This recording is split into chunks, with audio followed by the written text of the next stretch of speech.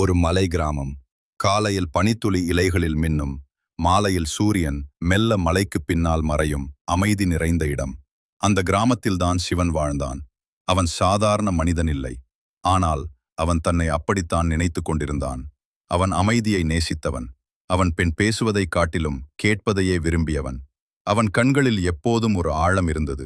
சொல்ல முடியாத நினைவுகள், யாரும் அறியாத காத்திருப்பு. அந்த காத்திருப்புக்கு காரணம் இருந்தது. முதல் சந்திப்பு ஒரு மாலை. மழை பெய்து முடிந்திருந்தது. மண்ணின் வாசனை காற்றில் கலந்திருந்தது. சிவன் வழக்கம் போல ஆற்றங்கரையில் அமர்ந்திருந்தான். கல்லின் மீது கையை வைத்தபடி நீரோடும் சத்தத்தை மட்டும் கேட்டிருந்தான். அப்போதே, "இங்கே யாராவது இருக்கீங்களா?" மெல்லிய குரல். அவன் தலை தூக்கினான். மரங்களுக்குள் இருந்து ஒரு பெண் வந்தாள்.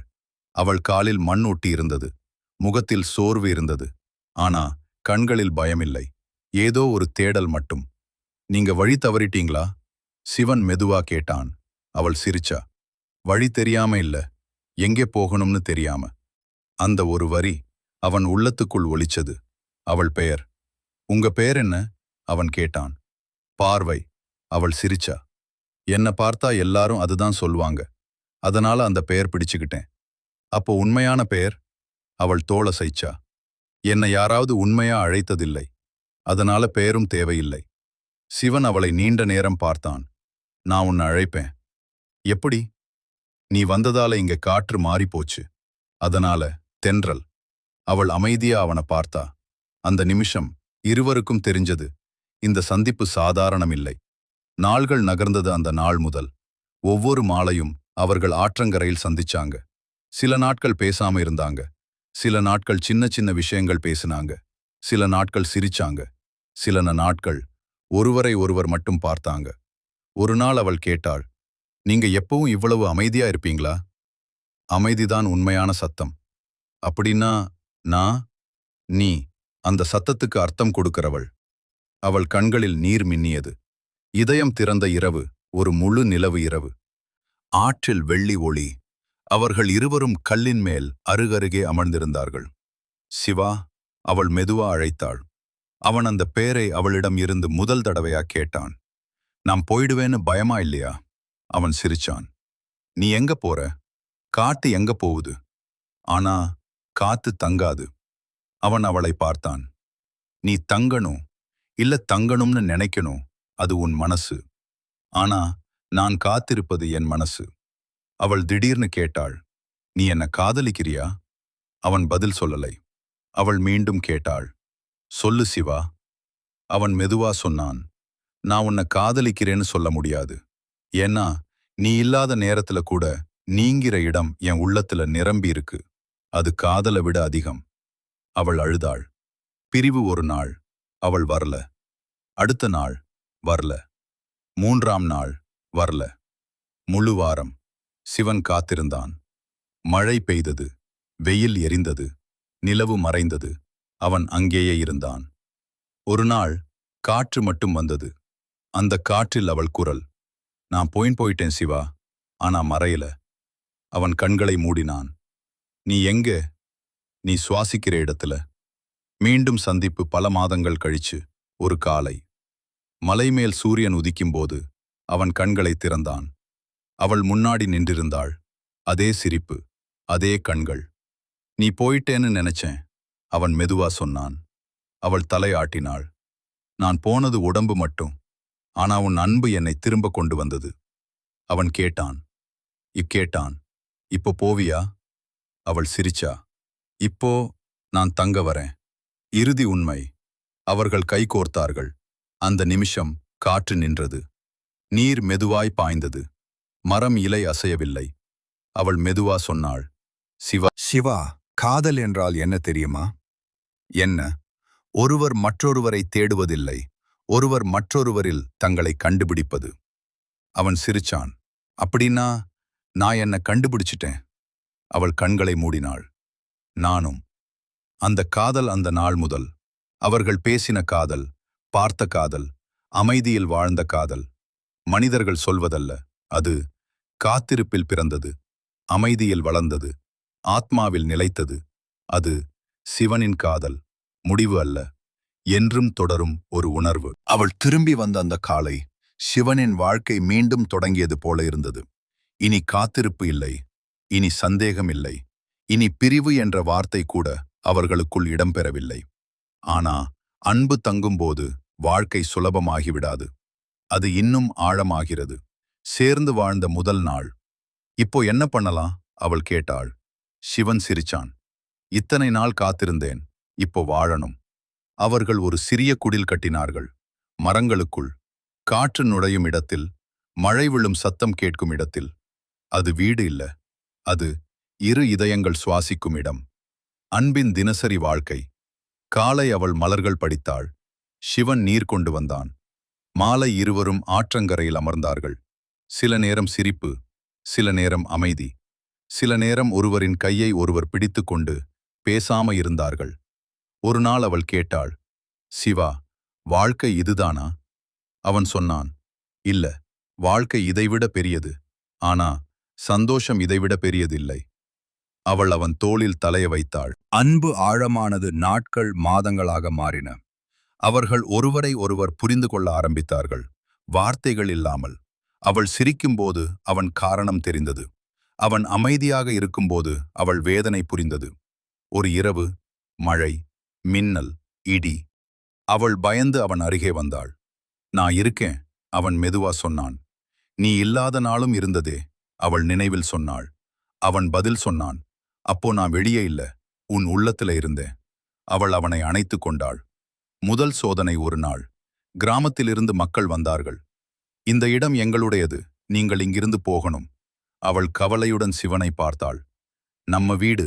அவள் கண்ணீர் விட்டாள். சிவன் அமைதியா சொன்னான், வீடு மரத்தால கட்டுறதில்ல, நாம் ஒருவருக்குள் ஒருவர் தங்குறதுதான் வீடு. அவர்கள் அந்த குடிலை விட்டார்கள். ஆனா அவர்கள் அன்பை விட்டுச் செல்லவில்லை. பயணம். அவர்கள் பல இடங்கள் சென்றார்கள். மலை, காடு, ஆறு, பாலை நிலம். ஒவ்வொரு இடத்திலும் அவர்கள் வாழ்க்கையை புதிதாக தொடங்கினார்கள். ஒரு மாலை அவள் கேட்டாள், நம்ம எங்கே போகிறோம்? சிவன் சிரித்தான், நாம் தேடுறது இடமில்ல, உணர்வு. உண்மை வெளிப்பட்ட தருணம் ஒரு நாள். அவர்கள் மிக உயர்ந்த மலை உச்சிக்கு ஏறினார்கள். மேகம் காலடியில், வானம் கைகளுக்கு அருகில். அவள் கேட்டாள், சிவா, நீ யார் உண்மையில்? அவன் நீண்ட நேரம் அமைதியாக இருந்தான்.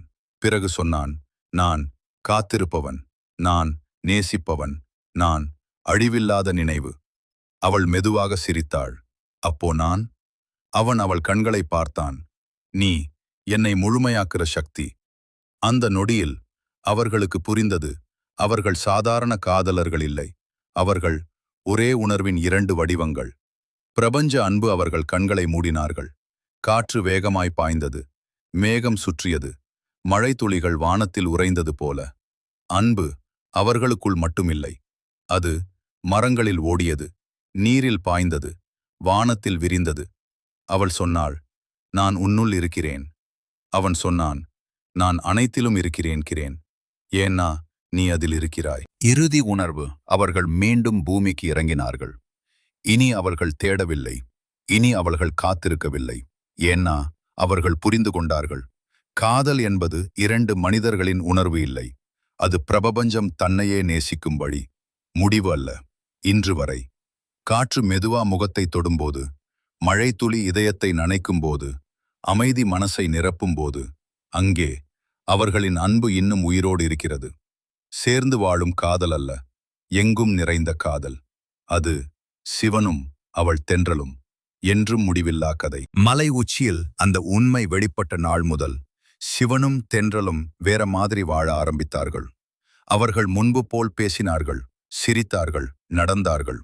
ஆனா அவர்கள் இருக்கும் இடம் மட்டும் மாறவில்லை. அவர்கள் இருப்பதால அந்த இடம் மாற ஆரம்பித்தது. முதல் அதிசயம். ஒரு சிறிய கிராமம். வருடங்களாக மழை பெய்யாத நிலம், உலர்ந்த மரங்கள், வாடிய முகங்கள். ஒரு பெண் குழந்தை அழுது கொண்டிருந்தது. அம்மா, தண்ணீர். ஆனா குடிக்க தண்ணீர் இல்லை. அந்த நேரம் சிவனும் தென்றலும் அங்கே வந்தார்கள். அவள் மெதுவா மண்ணை தொட்டாள், கண்களை மூடியாள். இந்த நிலம் காத்திருக்குது, அவள் மெதுவா சொன்னாள். சிவன் கேட்டான், எதற்காக? அன்பு தொடுவதற்காக. அவள் கை மண்ணில் இருந்தபோது முதல் துளி விழுந்தது. பிறகு இன்னொரு, பிறகு பல. மழை பெய்ய ஆரம்பித்தது. மக்கள் வானத்தை பார்த்தார்கள். பிறகு சிவனையும் தென்றலையும் பார்த்தார்கள். ஆனா அவர்கள் அமைதியா நடந்து கொண்டே போனார்கள். மனிதர்களின் கேள்வி சில நாட்களில் அவர்களைப் பற்றி செய்தி பரவியது. அவர்கள் யார்? மந்திரவாதிகளா? தெய்வமா? ஒரு முதியவர் வந்து கேட்டார், நீங்கள் யார்? எங்கிருந்து வந்தவர்கள்? சிவன் சிரிச்சான், நாங்கள் ஒருவரை ஒருவர் நேசிக்கிறவர்கள். முதியவர் குழப்பமா பார்த்தார், அதால மழை பெய்யுமா? தென்றல் மெதுவா சொன்னாள், உண்மையான அன்பு இருக்கும் இடத்தில் வாழ்க்கை மறுபடியும் பிறக்கும். மனிதர்களின் வேதனை அவர்கள் சென்ற இடமெல்லாம் சண்டை, பிரிவு, தனிமை. ஒரு நாள் 2 சகோதரர்கள் சண்டையிட்டுக் கொண்டிருந்தார்கள். பெரியவன் கத்தினான், நான் உன்னை வெறுக்கிறேன். சின்னவன் அழுதான். தென்றல் மெதுவா அருகே போனாள். நீ அவனை வெறுக்கிறியா? அவள் கேட்டாள். ஆமா. அப்படின்னா அவன் காயப்படும்போது உனக்கு ஏன் வலி? அவன் அமைதியா நின்றான். சிவன் சொன்னான், காதல் மறையாது, அது கோபம் மாதிரி உடை அணியும். அந்த 2 சகோதரர்கள் மெதுவா ஒருவரை ஒருவர் அணைத்துக் கொண்டார்கள். பெரிய சோதனை ஒரு நாள். ஒரு நகரம் முழுக்க தீப்பற்றி எரிந்தது. மக்கள் ஓடினார்கள், அழுதார்கள், கத்தினார்கள். தென்றல் பயந்து சிவனை பார்த்தாள். நாம் என்ன செய்ய முடியும்? சிவன் மெதுவா சொன்னான், அன்பு பயப்படக்கூடாது.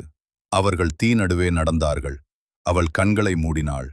அவன் கையை பிடித்தாள். அவர்கள் இருவரின் இதயத் துடிப்பு ஒன்றாயிற்று. அந்த நொடியில் காற்று திசை மாறியது. தீ மெதுவாக அடங்கியது.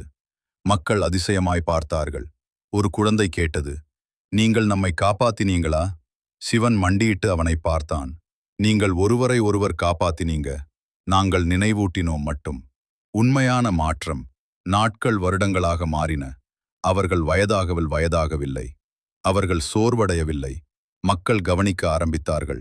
ஒரு நாள் தென்றல் கேட்டாள், சிவா, நாம் மனிதர்களா இன்னும்? அவன் சிரித்தான். நாம் எப்போதுமே மனிதர்கள்தான். ஆனா மனித எல்லையை தாண்டிய அன்பு. அவள் மெதுவா சொன்னாள், அப்படின்னா நாம் எப்போதும் இங்கே இருக்க முடியாதே. அவன் அமைதியாயிருந்தான். அது பிரிவின் வாசனை. கடைசி முடிவு ஒரு அமைதியான இரவு. நிலவு மெதுவா ஒளிர்ந்தது. அவர்கள் முதன்முதலாக சந்தித்த ஆற்றங்கரைக்கு திரும்பினார்கள். அதே கல், அதே நீர் ஓசை. தென்றல் மெதுவா சொன்னாள், நாம் எல்லாரையும் அன்பு கற்றுக் கொடுத்தோம். இப்போ நாம் எங்கே போகணும்? சிவன் அவள் கையை பிடித்தான். நாம் எங்கும் போக மாட்டோம். அப்படின்னா நாம் எல்லாத்திலும் ஆகிடுவோம். அவள் கண்களில் கண்ணீர். நான் உன்னை இழக்கணுமா? அவன் மெதுவா சிரித்தான். நீ என்னை இழக்க முடியாது. ஏன்னா நான் நீயே. இறுதி இணைவு. அவர்கள் கண்களை மூடினார்கள். அவர்களின் உடல் மெதுவா ஒளியாக மாறியது. காற்று பிரகாசித்தது. நீர் ஒளிர்ந்தது. வானம் விரிந்தது. அவர்கள் இருவரில்லை, ஒரே உணர்வு, அன்பு. இன்று வரை ஒரு தாய் குழந்தையை அணைக்கும்போது, ஒரு நண்பன் கையை பிடிக்கும்போது, ஒரு மனிதன் மன்னிக்கும்போது, அங்கே அவர்கள் இருக்கிறார்கள். காண முடியாது, ஆனா உணர முடியும். இறுதி வரி. காதல் ஒரு கதையா ஆரம்பிச்சது, ஒரு வாழ்க்கையா வளர்ந்தது, பிறகு பிரபஞ்சமா ஆனது. சிவனும் தென்றலும் இனி மனிதர்கள் இல்லை, அவர்கள் அன்புதானே.